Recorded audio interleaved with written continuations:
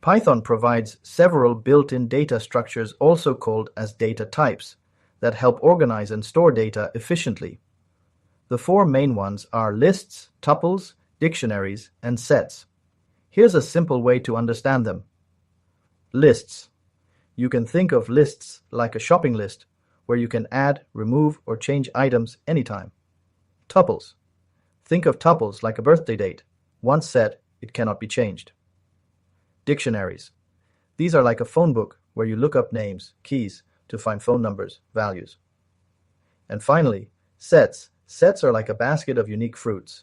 No duplicates allowed, and order doesn't matter. Some people also refer to these data types as collections. Think of a collection as a special kind of container, a single variable that can hold multiple values at once. This makes working with data much easier, especially when managing groups of related items. Let's break it down step by step. For example, let's say we have a variable superhero. Superhero equals Iron Man. But what if I wanted to store multiple superheroes in one variable? I can turn this variable into a collection by surrounding my values with square brackets to make it a list. Alternatively, I can use curly braces to create a set. I can also use parentheses to create a tuple. Let's talk about lists in Python and their key properties with real-world examples. Lists are ordered, meaning items retain their sequence. Think of a queue at an airport or ticket counter. People stay in line as they arrived. Similarly, list elements remain in order unless modified. Lists are also changeable, mutable. Imagine a waiting area with chairs. People can leave, new ones can sit, or swap seats. Just like that, you can add, remove, or replace elements in a list. They are heterogeneous, allowing different types of data. Picture a basket with fruits, a book, a toy, and a phone. A Python list can mix numbers, text, and even other lists in the same collection. And yes, lists allow duplicates. Think of identical twins standing together, just like lists storing multiple copies of the same value. These features, ordered, changeable, heterogeneous, and allowing duplicates, make lists one of Python's most powerful and flexible data structures. Let's look at how we can access elements inside a list. In Python, lists use zero-based indexing, which means the first element is at index 0, the second at index 1, and so on. Here, we have our list L, and we want to access specific elements. When I run this line, it prints neo. That's because L of 1 refers to the second element in the list, which is at index 1. Now, let's take it a step further. What if we have a nested list inside our main list and we want to access its elements? Here, L of 3 refers to the fourth element in the list, which is itself a list containing matrix, trinity, and Morpheus. To get the first item from this nested list, we add another index 1, so L of 3 of 1 gives us trinity. Now that we know how to access elements in a list, let's see how we can modify them. One of the key features of Python lists is that they are mutable, meaning we can change their values after creation. Let's take our list L and update one of its elements. Here, L2 refers to the third element in our list, which is currently 99.99. By assigning 40.5 to it, we are replacing the old value with the new one. Now, when I print L, you can see that the value at index 2 has changed. The list is still intact, but the third element is now 40.5 instead of 99.99. This ability to modify elements is one of the biggest advantages of lists over tuples, which are immutable. So far, we've seen how to access and modify elements in a list. Now, let's explore how to add and remove elements dynamically. One of the most common ways to add an element to a list is by using the append method. This adds a new value to the end of the list. Here, I'm adding 100 to our list using L.append of 100. If we print L, you'll see that 100 is now included as the last element. Remember, append always adds the element at the end of the list. If you want to insert an element at a specific position, you can use insert instead. Now, let's see how we can remove an element from our list. we'll use the remove method. Here, I'm removing 42 from our list. When we print L again, you'll notice that 42 is gone, and the remaining elements have shifted accordingly. Please remember that if the element you're trying to remove doesn't exist in the list, Python will throw an error. So it's always a good practice to check if an element is present before attempting to remove it. Now let's talk about inserting elements into a list at a specific position. Unlike append, which always adds items at the end, insert allows us to place an element at any index we choose. Let's take a list of superheroes and insert a new hero in a specific position. Here, we have a list of superheroes: Iron Man, Batman, and Spider-Man. I want to insert Superman at index 2, which means he will be placed before Spider-Man. When we print the list, you can see that Superman has been added in the third position, shifting Spider-Man to the right. In Python, lists are incredibly flexible. One powerful feature is that a single list can store elements of different data types. Let's take an example where we mix strings, numbers, and booleans in the same list. Now, let's look at another way to create a list, using the list constructor. Here, instead of using square brackets, we are using the list function to convert a tuple into a list. Since tuples use parentheses, we end up with double round brackets inside the function. The result is a normal list containing Apple, Microsoft, and Google, which we can now modify just like any other list. One of the most common operations with lists is looping through them. This helps us process each element one by one. Here, we are using a for loop to iterate through our list. Each time the loop runs, X takes on the value of the next item in LST items, and we print it. This is useful when you need to process each item individually, such as filtering data or applying transformations. Lists can be sorted easily using the sort method, which arranges elements in ascending order.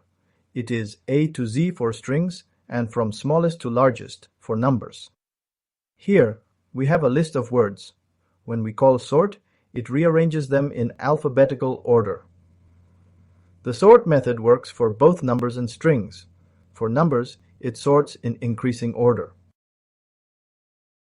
Sometimes we need to create an exact copy of a list. This is done using the copy method. Here, my list becomes a duplicate of LST items. If we modify my list, LST items will remain unchanged. This is important because if you try my list equals LST items without .copy, both variables will point to the same list and changes in one will affect the other. We can also combine two lists into one using the plus operator. Here, list 1 contains letters and list 2 contains numbers. When we use plus, the two lists are combined into a single list called list 3, keeping the order intact.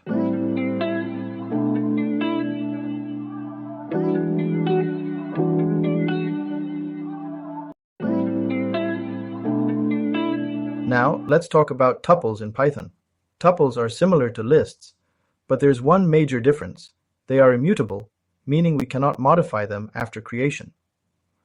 Unlike sets, which do not allow duplicates, tuples can store duplicate values just like lists. Let's see an example. Here we have a tuple containing Apple and Google twice. When we print, you'll see that the duplicate values are preserved. If we want to find out how many elements are there, we can use the len function. This prints the number of elements, including duplicates. They can hold different types of values like strings, integers, booleans, and they can also store a mix of different types. Apart from using parentheses, we can create them using the constructor. Here, instead of using parentheses directly, we are passing a tuple inside the tuple function. This method is especially useful when you're working with dynamically generated data. Tuples are immutable, which means we cannot change their values directly. However, there's a workaround. We can convert a tuple into a list, modify it, and convert it back to a tuple. Here's what's happening step by step. 1. Convert the tuple X into a list Y. 2. Modify the second element Microsoft to Kiwi. 3. Convert Y back into a tuple. This method allows us to work around immutability when changes are necessary. We can't append elements like we do with lists, but We can merge two tuples together using the plus operator. Here's how it works. We define TPL items and create another single-element tuple y equals orange, ensuring the comma at the end makes it a tuple. We can't modify TPL items directly, but we can concatenate it with y using plus equals, creating a new tuple that combines both. When printed, orange appears as the newly added element. If you need to completely remove a tuple, you can use the del keyword. We can't remove individual elements, but we can delete the entire tuple. Now, let's talk about unpacking, a simple way to assign tuple values to variables. Here, we have three elements. We assign them to three variables: green, yellow, and red. When we print them, each variable holds one value from the tuple. If the number of variables is less than the number of elements, we can use asterisk to group extra values into a list. Here, green takes the first value, yellow takes the second, and star red collects the rest into a list. This is useful when working with tuples of unknown length.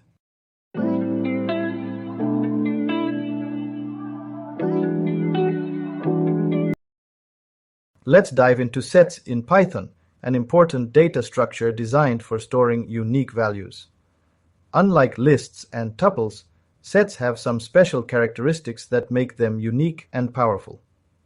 First, sets are unordered, meaning they do not maintain the order of elements. If you store a set and print it multiple times, the elements may appear in a different sequence each time. This is because sets are optimized for quick lookups rather than maintaining order. Another key property of sets is that they automatically remove duplicates. If you accidentally add the same value multiple times, Python will only keep one instance. This makes sets ideal for handling unique data, such as user IDs, product codes, or distinct names in a database. Sets are also unchangeable in structure, meaning that once an element is added, you cannot modify it. In Python, we can create a set in two ways, using curly braces or the set constructor. Both methods allow us to define a collection of unique elements efficiently. The simplest way to create a set is by using curly braces. Just place your values inside curly braces and separate them with commas. Since sets do not maintain order, the output may appear in a different sequence each time we print it. Notice something interesting?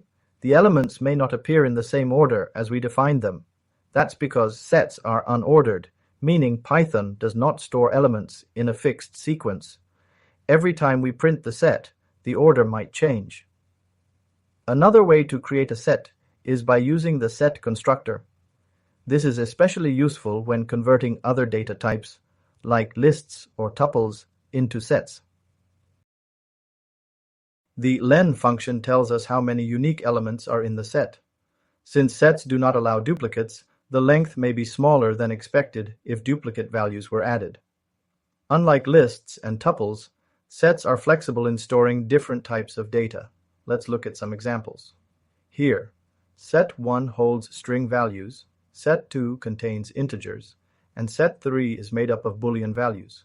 Each set is valid, and Python allows storing only unique values within them. Another great feature of sets is that they can store a mix of different data types in a single collection. Here, set 1 contains a mix of strings, integers, and booleans.